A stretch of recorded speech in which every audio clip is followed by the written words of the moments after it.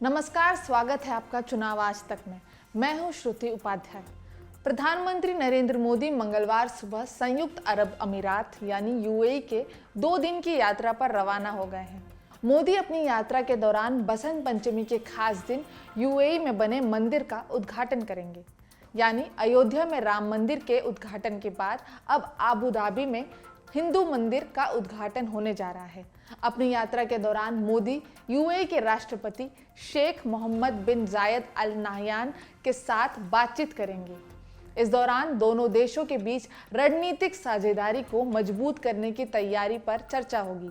इसके अलावा दोनों नेता क्षेत्रीय और अंतर्राष्ट्रीय मुद्दों पर अपने विचार को भी साझा करेंगे।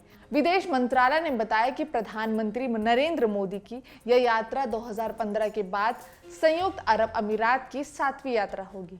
जो हमारे 35 लाख भारतवासी यहाँ हैं वो काफ़ी देर से हैं और उनका हमारे आपसी ताल्लुकात में बढ़ने में उनका अपना एक हिस्सा है, उनका इस देश के विकास में अपना एक योगदान है। तो ये सब है। और बट जो आप देख रहे हैं अभी ये बड़ी स्पेशल चीज़ है, क्योंकि जो मंदिर की आप बात कर रहे हैं, यूएई का इथॉस एक थोड़ा सा अलग इथॉस है। जो यहाँ के फाउंडर ऑफ द नेशन थे, father of the nation, founder of this UAE Sheikh Zayed, उनका इथॉस बड़ा सेकुलर इथॉस था।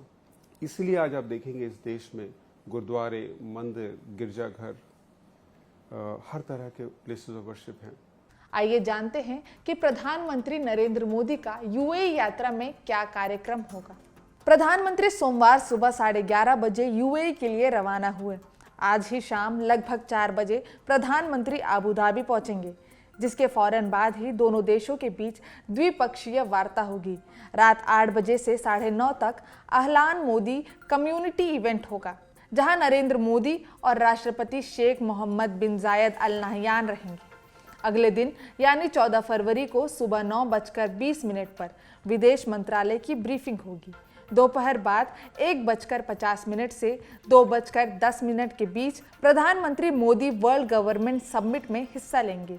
इसके बाद शाम 6 बजे के बाद एक खास कार्यक्रम में प्रधानमंत्री यूएई में इस विशाल हिंदू मंदिर का उद्घाटन करेंगे। अपने दौरे में पीएम मोदी यूएई के उपराष्ट्रपति, प्रधानमंत्री और रक्षा मंत्री से भी मुलाकात करेंगे। साथ ही दुबई में आयोजित होने वाले वर्ल्ड गवर्नमेंट समिट में सम्मानित अतिथि के तौर पर भाग लेंगे और शिखर सम्मेलन में एक विशेष संबोधन देंगे। इसके अलावा पीएम जायद स्पोर्ट्स सिटी स्टेडियम में भारतीय समुदाय के लोगों को भी संबोधित करेंगे। इस कार्यक्रम का नाम अहलान मोदी रखा गया है। अहलान मोदी का अर्थ है हेलो मोदी। हालांकि यूएई में रात भर हुई बारिश के कारण ट्रैफिक जाम और जलभराव के हालात पैदा हो गए हैं, जिसके बाद अहलान मोदी कार्यक्रम को छोटा कर दिया गया है। पहले इस कार्यक्रम में 80,000 लोगों के आने की तैयारी थी, लेकिन बाद में इसे घटाकर 35,000 के आसपास कर दिया गया है। आइए अब जानते हैं खाड़ी क्षेत्र में बनने वाले इस सबसे बड़े मंदिर की खासियत के बारे में। इस बात की पूरी संभावना है कि उद्घाटन के बाद यह स्वामीनारायण मंदिर एक अंतर्राष्ट्रीय तीर्थ स्थल बन जाएगा। यह करीब 27 एकड़ जमीन पर बनाया गया है।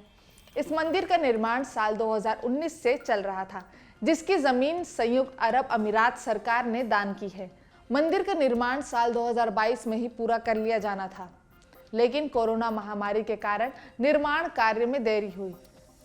यूएई में इसके अलावा 3 दूसरे हिंदू मंदिर भी हैं, जो दुबई में है। इस मंदिर के निर्माण में करीब 700 करोड़ रुपए का खर्च आया है। इस मंदिर का निर्माण भारतीय कारीगरों ने किया है। मंदिर का निर्माण नक्काशीदार संगमरमर और बलुआ पत्थर से किया गया है। 2015 में प्रधानमंत्री मोदी की यूएई यात्रा के दौरान मंदिर के लिए 17 एकड़ से ज्यादा जमीन आवंटित की गई थी। इस मंदिर की आधारशिला 2017 में प्रधानमंत्री नरेंद्र मोदी ने ही रखी थी। यह मंदिर पश्चिम एशिया में बना सबसे बड़ा मंदिर है। दरअसल यूएई की गिनती दुनिया के उन देशों में होती है जहां काफी संख्या में भारतीय रहते हैं। इस मामले में पहले नंबर पर अमेरिका है। एक रिपोर्ट के मुताबिक अमेरिका में रहने वाले भारतीयों की तादाद 46 लाख से ज्यादा है।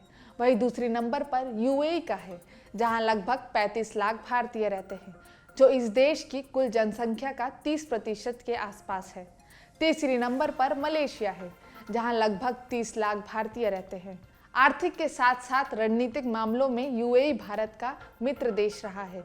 यह देश भारत का चौथा सबसे बड़ा तेल आपूर्तिकर्ता है। देखा जाए तो भारत के लोग यूएई की अर्थव्यवस्था की रीढ़ हैं। ये लोग सालाना अपनी कमाई से लगभग 55 अरब डॉलर भारत भेजते हैं। ऐसे में यूएई में बने इस मंदिर से एक तरफ जहां दोनों देशों के सांस्कृतिक संबंध बेहतर होंगे, वहीं यहाँ रहने वाले भारतीयों को अपनेपन का एहसास होगा।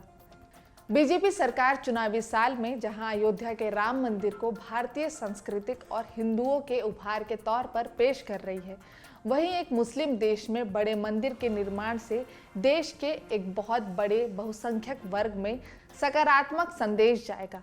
इसका असर लोकसभा चुनाव पर भी पड़ने की पूरी संभावना है।